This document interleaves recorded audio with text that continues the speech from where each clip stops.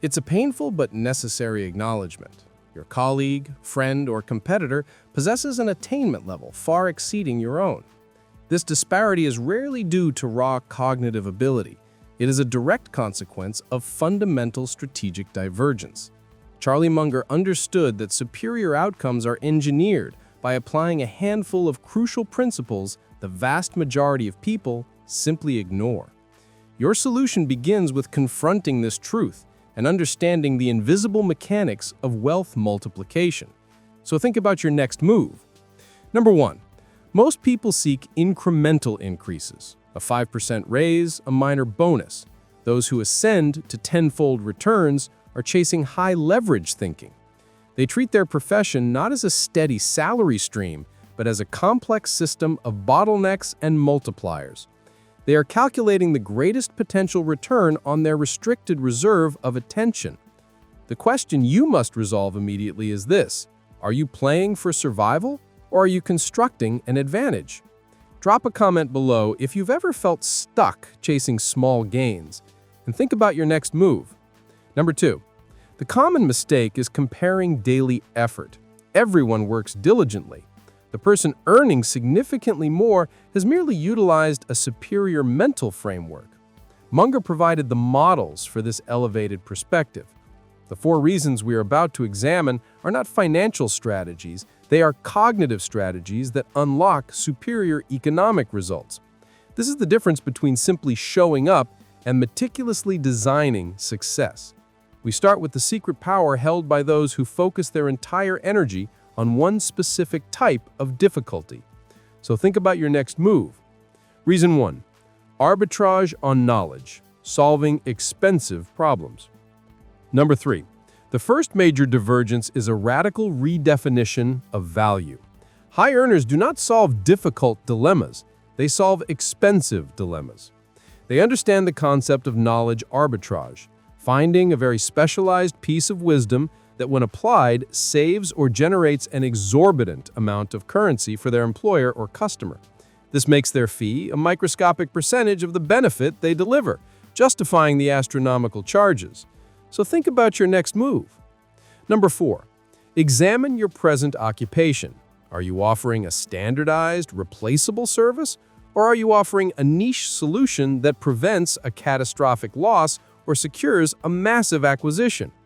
The difference between a $10,000 consultant and a $100,000 consultant often comes down to this single variable: the scale of the financial calamity they are hired to prevent. Your income is not pegged to your time, it is pegged to the magnitude of the difficulty you resolve. So think about your next move. Number 5. The solution is to immediately narrow your field of expertise into a non-obvious niche where the price of error is maximal.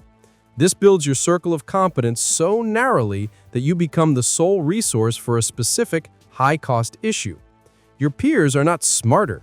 They simply concentrated their study where the payment for expertise is highest.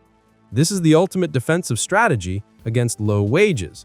So think about your next move. Reason 2. The law of financial leverage, buying back time. Number 6. The second systematic difference lies in their sophisticated relationship with leverage.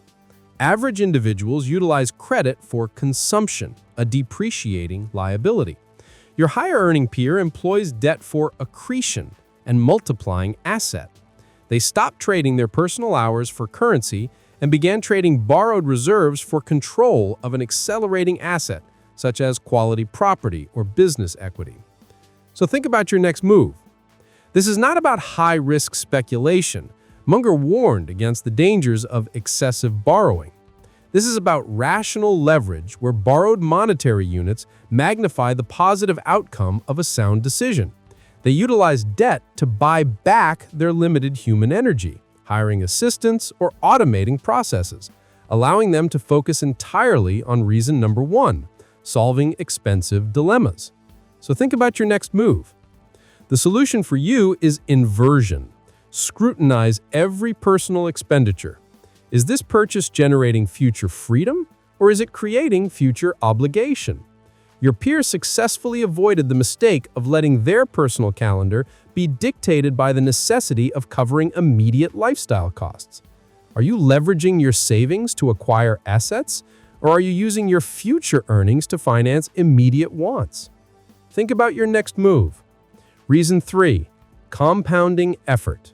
The power of non-stupidity. Number 9. The third critical difference is their intense focus on avoiding idiocy. Munger continually stressed that success is easier to attain by being consistently not foolish than by attempting to be a genius. Your peer is not inherently brilliant. They merely possess a superior system for identifying and eliminating their own recurring mental flaws and procedural errors. So think about your next move. This is the application of the inversion principle. While you are busy seeking the best next action, your peer is spending time meticulously identifying and neutralizing the worst possible action. This removes failure points, prevents catastrophic financial reversals, and allows their gains to compound uninterruptedly. They understand that one major setback can erase 5 years of incremental progress. So think about your next move. Number 11. The solution is to adopt an inner scorecard. Every major choice should be followed by a prompt, honest review focused only on errors in judgment, not the final result. Ask yourself, what did I do this week that guaranteed mediocrity? This continuous, brutal self-critique is the single most effective low-effort technique for improving your long-term economic trajectory. So think about your next move. Reason 4. The bet sizing principle. Concentration.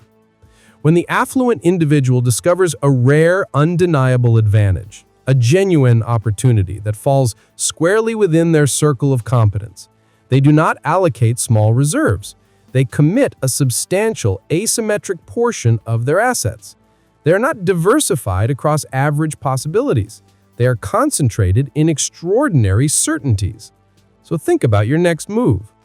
Munger said, when you know you have an edge, you should bet heavily. The typical worker attempts to solve 5 problems at once, diluting their energy and capital.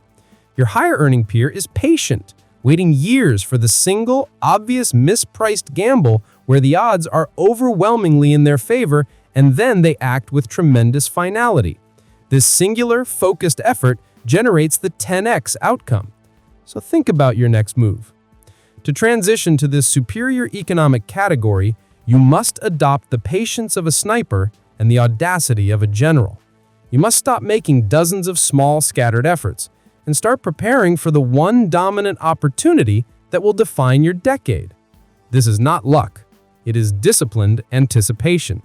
Subscribe now to master the mental models required to recognize and execute your one big move. And think about your next move.